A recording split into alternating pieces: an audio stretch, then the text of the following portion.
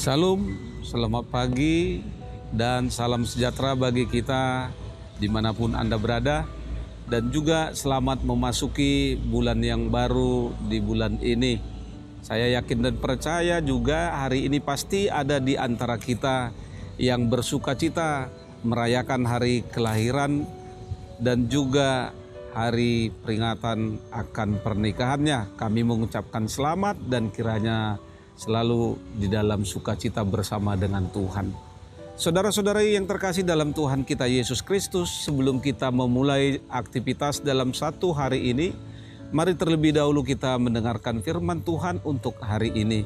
Firman Tuhan hari ini tertulis di dalam kitab Injil Lukas pasal yang kelima ayat yang ke-11. Beginilah firman-Nya. Dan sesudah mereka menghela perahu-perahunya ke darat, mereka pun meninggalkan segala sesuatu lalu mengikut Yesus. Demikian firman Tuhan.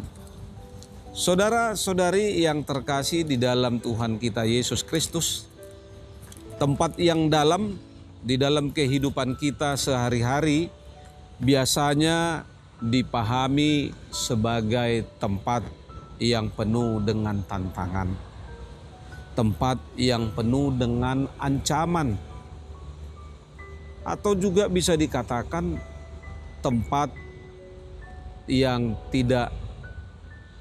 ketidakada pastian. Tetapi juga sebenarnya tempat yang dalam tersebut bisa juga dipahami sebagai suatu peluang dalam kehidupan ini. Banyak orang yang takut, enggan, dan tidak mau melangkah ke tempat yang dalam karena rasa takut yang ada pada dirinya. Banyak orang hanya mau berhenti pada tempat yang tidak memiliki resiko. Begitu juga bagi anak-anak muda, seorang mahasiswa seringkali hanya berhenti menggali pengetahuan sebatas apa yang diajarkan oleh dosen mereka. Mereka tidak berani untuk mengungkapkan pendapatnya sebagai akibat studi mendalam terhadap materi kuliah yang ia ambil. Karena dia pasti takut untuk ditentang, tidak disetujui, bahkan ditertawakan, atau mungkin sampai dianggap tidak berkualitas pemikirannya. Selama rasa takut ini menyelimuti dan menguasai kehidupan bahkan pikiran mahasiswa tadi, selama itu pula lah dirinya tidak akan menemukan hal-hal yang baru di dalam pengetahuan dan keterampilannya. Saudara-saudari, keberhasilan seorang penjala ditentukan oleh banyaknya ikan yang terjala oleh jalannya sendiri. Namun bagaimana jika seorang penjala sendiri yang terjala? Simon Petrus dan kawan-kawannya sedang membersihkan jala mereka ketika Yesus datang. Lalu Yesus menaiki salah satu perahu untuk mengajar orang banyak. Setelah Yesus mengajar, Yesus meminta kepada Petrus dan kawan-kawan untuk pergi ke bagian danau yang dalam untuk menangkap ikan. Karena itu sudah dilakukan, jawab Petrus sepertinya menggambarkan kelelahan dan keputusasaan. Ia dan kawan-kawannya yang sudah bekerja keras sampai sepanjang malam, tetapi hasilnya tidak ada.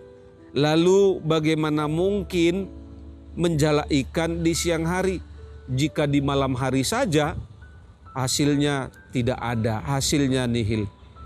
Lalu bagaimana mungkin menjala ikan di siang hari? Pasti ini bertentangan dengan kebiasaan mereka.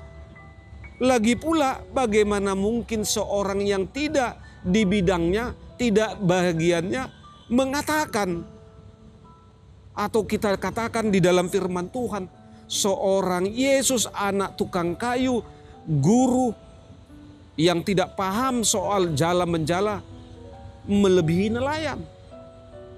Ini sama halnya seperti seorang pendeta yang menginstruksikan cara merancang mesin kepada seorang insinyur.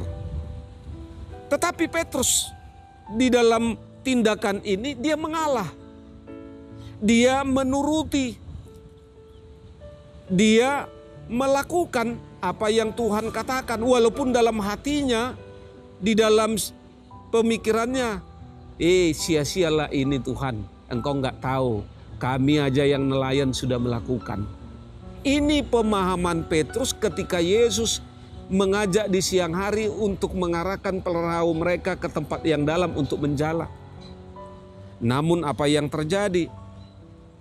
Ternyata Petruslah yang kemudian terbukti salah.